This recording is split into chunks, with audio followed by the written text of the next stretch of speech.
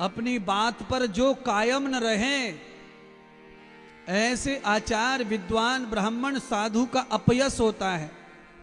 इसलिए शुक्राचार्य इतने महान होके भी आज तक अपयश को ही भोग रहे हैं, क्योंकि अपनी वाणी पर कायम नहीं।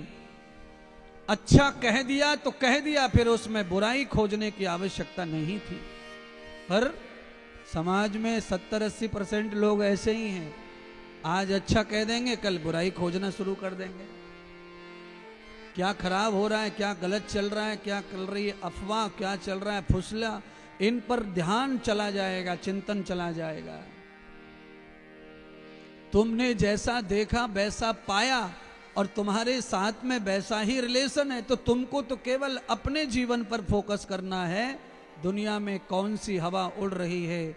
अच्छा बोलो, बादल फट रहे हैं जम्मू में, तुमको क्या तकलीफ हो रही है? कुछ नहीं हो रही है। जिनको हुई विचारों को उनको हुई, दुख जिनको है उनको है, पर तुमको क्या तकलीफ है? तुम तो खूब आनंद उत्सव मना रहे हो जीवन में। पर तुम्हारे ऊपर जब पहाड़ गिरेगा तो तुम तकलीफ भोगेंगे, दुनिया को कुछ नहीं पड़ी है। अगर तुम्हारे रिलेशन में किसी प्रकार का विक्षेप नहीं है तो तुम तो अपने रिलेशन में मस्त रहो। दुनिया में कहाँ हवा चल रही है उसमें आग लगो, पानी से बुझो, अपने स्वास्थ्य को खराब मत करो।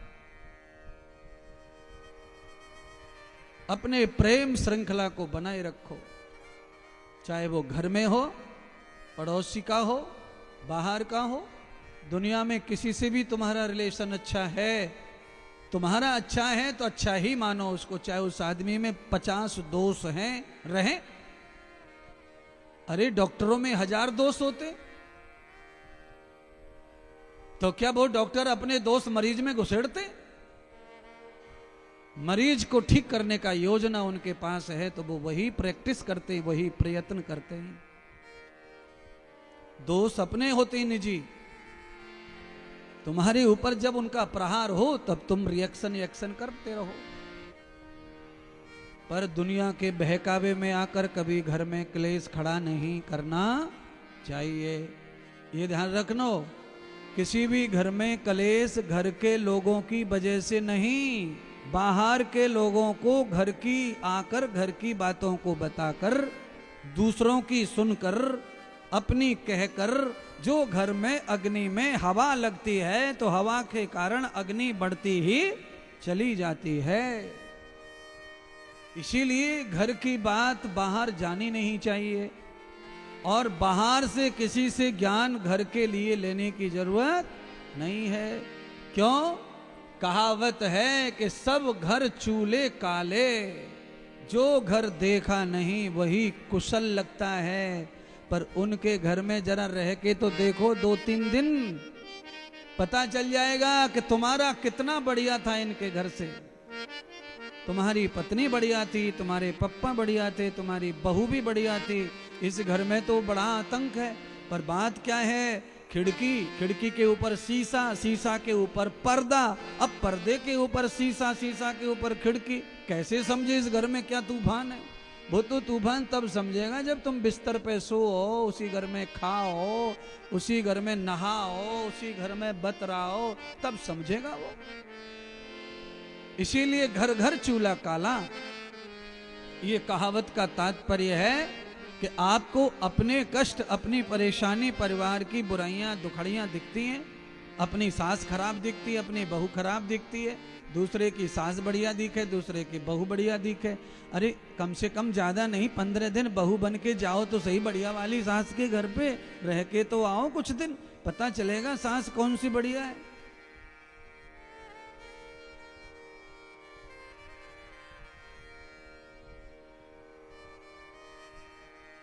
कहावत को ध्यान में रखो, 4 दिन की चांदनी। ये कहावत ऐसे नहीं बन गई चुपचाप, बहुत झेला है कहावत बनाने वालों ने, तब कहावत बनी है महाराज। 4 दिन तक तो कुछ नहीं समझता, सब बढ़िया ही बढ़िया, बढ़िया ही बढ़िया दिखता है महाराज। है 4 दिन तो मेहमान को पड़ोसी के घर से भी घी लाकर चुपड़ के दिया जा सकता है, ये ध्यान रखो। 4 दिन तो मेहमान को पता ही नहीं चलता कि क्या कम है क्या ज्यादा है। वो तो मैनेज कर लेते हैं 4 दिन का कार्यक्रम तो। पर 5वें दिन से पड़ोसी भी जब आनाकानी करने लगते हैं तब खुलती है असली पोल। तो पड़ोसी कहता है भैया हमारे घर भी खत्म हो गया घी, संडे को बालक आएंगे नौकरी से छुट्टी पे तब घी आएगा, और आज तो गुरुवार है, 3 दिन तक जीजा जी को कहां से चपड़ के देवे। अब तो पड़ोसी ने तो ना बोल दी, कब संडे आवेगो, कब छुट्टी मिलेगी, कब घी आएगा। इसीलिए हे जीजा जी गुरुवार को दोपहर को ही सटक लो यहां से, क्योंकि शाम को खुर्री आवेगी।